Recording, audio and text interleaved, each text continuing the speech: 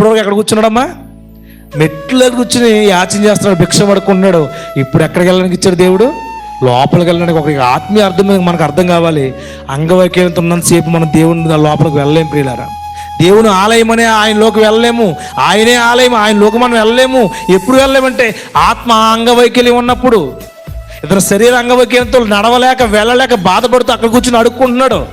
ఈరోజు మనం కూడా చాలామంది అంగవైకల్యం పడేసింది దేనికంటే హృదయానికి మనసుకు అంగవైకల్యం వస్తుంది, అవలక్షణం వచ్చేసింది.